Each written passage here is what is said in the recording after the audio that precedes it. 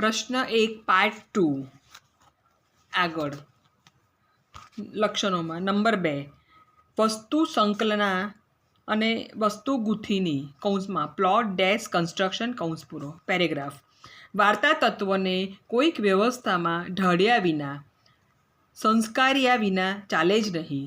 એટલે જ વસ્તુ સંકલનાને વાર્તા તત્વ કરતાં વધુ મહત્ત્વ અપાય છે.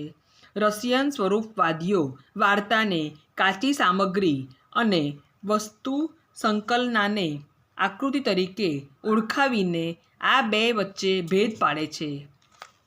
વસ્તુ સંકલના દ્વારા વાર્તાની આકાર નિર્મિત શક્ય બને છે.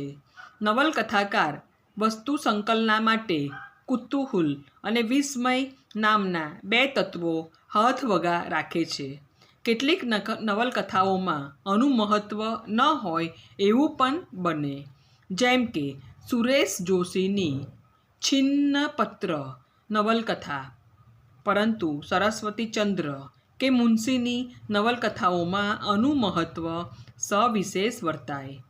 ઘટનાઓને એકબીજા સાથે સાંકળી લઈને જે વસ્તુ સંકલનનો તખ્તો ગોઠવાય છે તે તો અતિ સામાન્ય રીત છે, પણ ક્યારેક સર્જક એક પાત્રના જીવનમાં બનતી ઘટનાઓને આનુપૂર્વીમાં ગોઠવીને ઇતિવૃત્ત પ્રધાન વસ્તુ સંકલના પણ યોજે છે. આ પ્રકારની વસ્તુ સંકલના પાત્રલેખનને ભોગે થતી હોય છે, જ્યારે ઐતિહાસિક નવલકથાઓની વસ્તુ સંકલના ઇતિહાસના રેખાંકિત ક્રમને અનુસરે છે. જેમ કે ગુજરાતનો નાથ ના આરંભે જયદેવ અને મુંજાલને એક બાજુએ નદી કાંઠે બેસાડ્યા છે અને થોડે દૂર કાક અને કૃષ્ણદેવને બેસાડ્યા છે.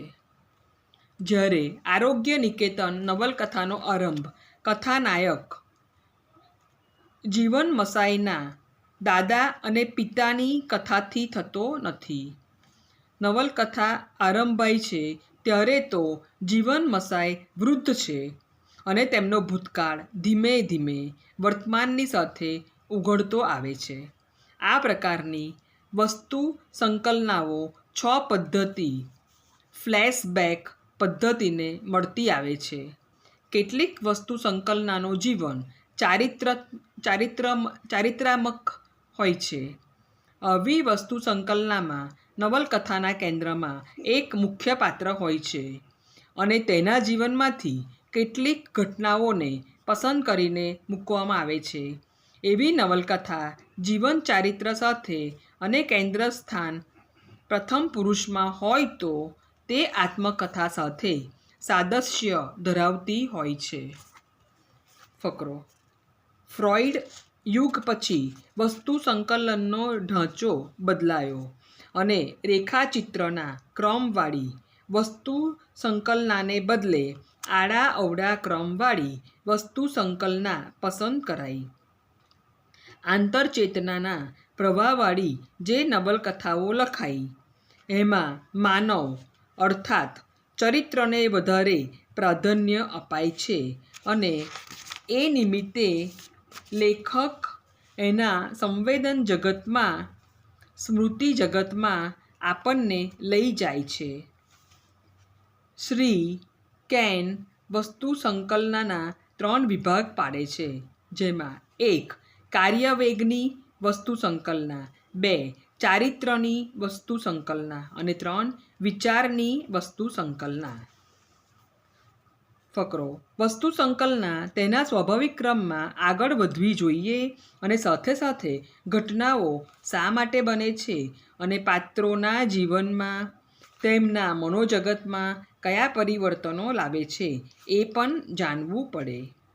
વસ્તુ સંકલનાની નવલકથાની સંયોજના સુગ્રંથિત બને છે અને વસ્તુ સંકલનાથી નવલકથાની સંવેદના પણ સૂચવાય છે. વસ્તુ સંકલના નવલકથાને આકાર આપવાનું કામ કરે છે. નંબર 3 પાત્રલેખન કલા. 21મી સદીમાં વ્યક્તિનું મહત્ત્વ સવિશેષ વધવા પામ્યું, પરંતુ એ પહેલાં 19મી-20મી સદીમાં ચરિત્ર પ્રધાન નવલકથાઓ અઢળક લખાયેલી. માનવીય સંદર્ભનો મહિમા સવિશેષ વધવા પામ્યો. વસ્તુ સંકલના ઘટનાઓની બનેલી હોય છે અને એ ઘટનાનો કોઈ કર્તા હોય છે. એ કર્તાએ બીજા અનેક કાર્યો અને વિકલ્પોમાંથી અમુકની પસંદગી કરી હોય છે. પ્રત્યેક પસંદગી માનવીય સંદર્ભમાં તથા એ પાત્રના સંદર્ભમાં મૂલ્યાંકનના પ્રશ્નો ઊભા કરે.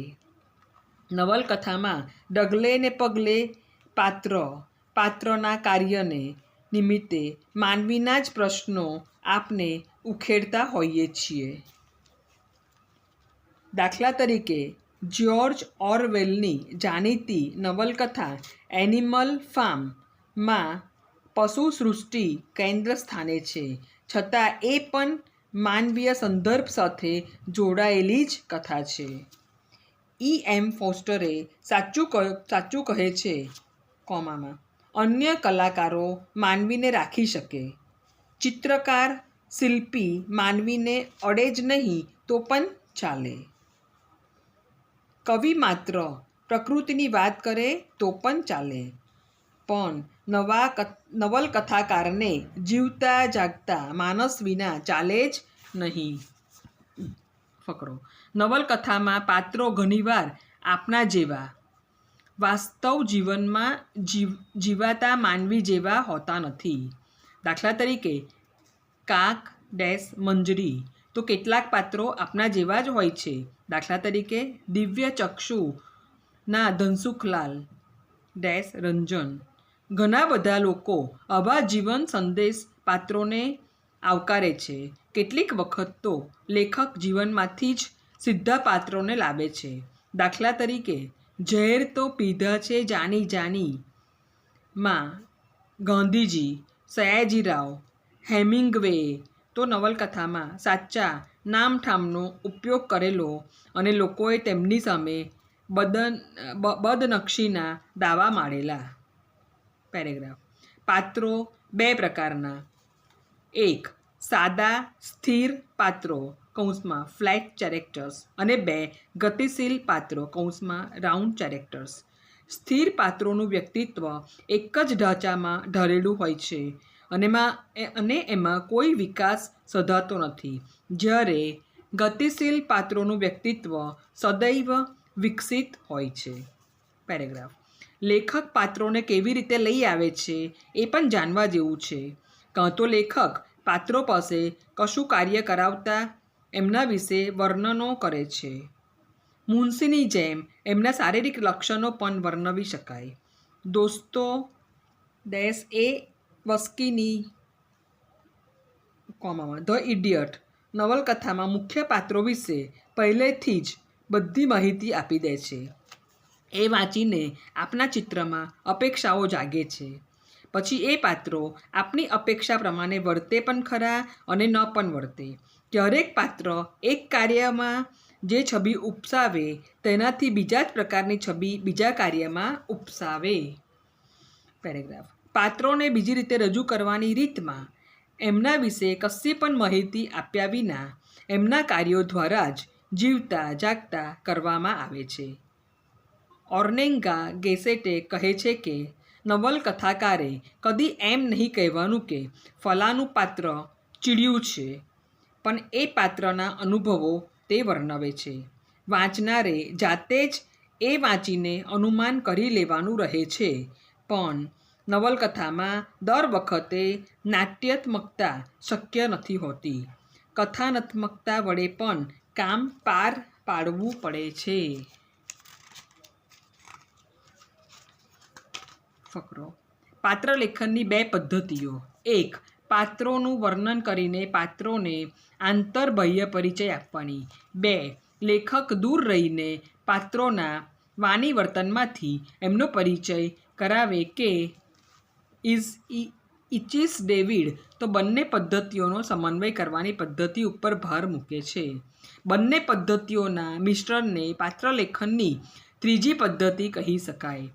નવલકથાકાર ગમે તે પદ્ધતિ અપનાવે પણ ધ્યાનમાં એ રાખવું જોઈએ કે પાત્રનો ક્રમબદ્ધ વિકાસ અને એની અભિવ્યક્તિ થવી જોઈએ. પાત્રોથી પ્રસંગો સર્જાય અને પ્રસંગો પાત્રોના વ્યક્તિત્વને ઘડે છે. પાત્રો અને પ્રસંગો પરસ્પરને પુષ્ટ કરે છે. વસ્તુ પ્રધાન નવલકથાઓ કરતાં પાત્ર પ્રધાન નવલકથાઓ વધુ લોકપ્રિય બનવાનો સંભવ છે. પરંતુ વસ્તુમાં જ જો રસકસ ન હોય તો પાત્રો ઉઠાવ પામતા નથી. ઉત્તમ કલાકૃતિમાં સમર્થ વસ્તુ અને એને મૂર્ત કરતા જીવન પાત્રોનો સુમેળ સધાયો હોય છે. વ. દેસાઈ કહે છે તેમ વસ્તુમાંથી પાત્ર રચાતું જાય અને પાત્રમાંથી વસ્તુ ઉકલતી જાય એ નવલકથાનો સ્વાભાવિક ક્રમ હોવો જોઈએ. પેરેગ્રાફ. નવલકથામાં આવતા પાત્રો કલ્પિત છતાં સજીવ, સજીવ છતાં પ્રીતિકર હોવા જોઈએ. ટાગોરે અધેર નારી, અધેર કલ્પના એમ કહ્યું છે. નવલકથામાં પાત્રોમાં પણ અડધું વાસ્તવ અને અડધી કલ્પનાનો સુભગ સમન્વય સાધવો જોઈએ. લેખકે લાક્ષણિક રીતે પોતાની સજર્કતા પાત્રલેખનમાં દાખવવી જોઈએ. આંગલ નવલકથાકાર ગેકર કહે છે કે I do not control my character. I am in their hands and they take me wherever they please. પાત્રો સ્વાભાવિક, જીવંત અને ગતિશીલ હોય તો આસ્વાદ લાગે છે. નવલકથામાં બીઈંગ નહીં બીકમિંગનું મહત્ત્વ છે. પાત્રો આ પ્રક્રિયામાંથી પસાર થાય અને પાત્ર મટીને ચરિત્ર બનતા હોય છે. ચારિત્રીકરણ એ સર્જકનો કિમિયો છે. ફ્રાન્ઝવા મોરિયાક કહે છે કે આ ધરતી પર નવલકથાકારના અસ્તિત્વનું કોઈ વાજબીપણું હોય તો તે આટલું જ છે. ઉચ્ચોચ્ચને ભવ્યતમ પાત્રોમાં પણ અંતરતમ પડેલી કૃતિસ્થતા અને છિન્ન ભિન્નતા છતી કરવી અને સાથે સાથ પતનશીલ જણાતા પાત્રોમાં પણ પ્રચ્છન્નપણે વહેતી પવિત્રતાની સરવણી શોધી કાઢવી.